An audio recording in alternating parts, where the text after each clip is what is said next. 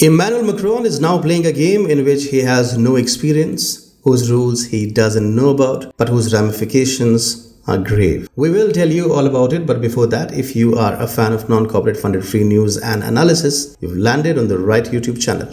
Okay, let's begin. The Wall Street Journal recently reported, citing an unnamed US official, that French President Emmanuel Macron indicated to allies that NATO or US intervention would not be coming should Russian forces engage French troops potentially deployed to Ukraine. The statement, linked to Macron's proposal from late February, suggests a significant shift in the NATO alliance's strategic considerations regarding the ongoing tensions with Russia. However, the assumption that NATO and the US would abstain from responding to an attack on French forces within Ukraine, a region with a contentious history given its past as a Soviet republic, raises questions about the alliance's unity and strategic posture.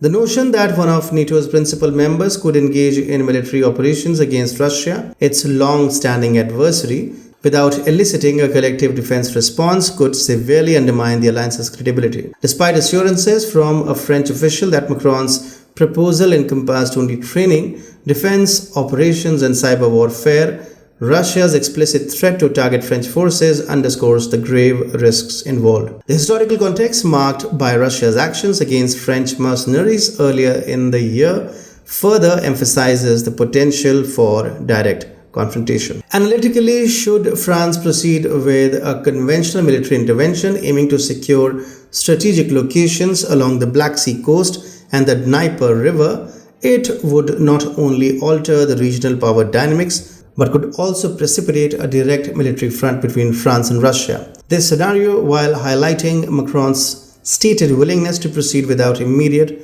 Allied support, underscores the improbability of France avoiding NATO assistance in the face of significant military setbacks that threaten its strategic objectives. The complexity of these strategic calculations reflects the elaborate balance of power, national interests, and alliance dynamics shaping the current geopolitical landscape in Eastern Europe. Nikolai Patrushev, the chairman of the Russian Security Council, articulated a significant assertion regarding the intentions of the United States and NATO towards Ukraine, emphasizing this strategy to maintain it as an anti-Russian stronghold under their influence, catering to the interests of the North Atlantic Treaty Organization. This perspective underscores the geopolitical tension surrounding Ukraine, particularly its eastern parts under Kiev's control. Patrushev's statement suggests a scenario where, following a Russian military advance that comprises the defense lines and initiates the demilitarization of eastern Ukraine,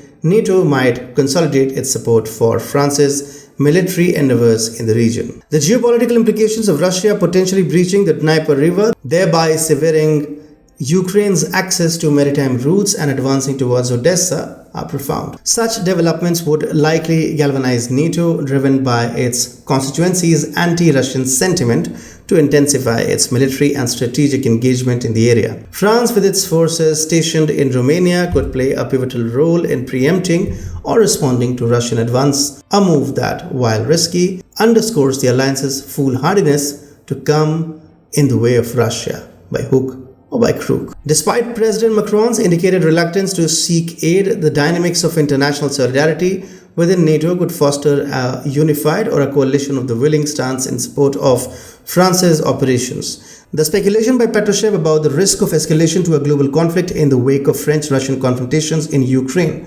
points to the intricate balance of military and strategic considerations. Such assertions, while speculative, highlight the potential for an escalation in military engagements to transcend controlled strategies, challenging the stability of regional and international security architectures. Emmanuel Macron started this muscle-flexing game to quell dissent at home, but now he has brought it very close to the danger mark. The delicate balance of power in Eastern Europe will get upset, and the entire Eurasian region will turn into a giant ticking time bomb should the nature of diplomatic and military maneuvers in the region change due to Macron's imprudence. But then we can also hope that the tried and tested model of French overpromise and under-delivery will be seen this time as well.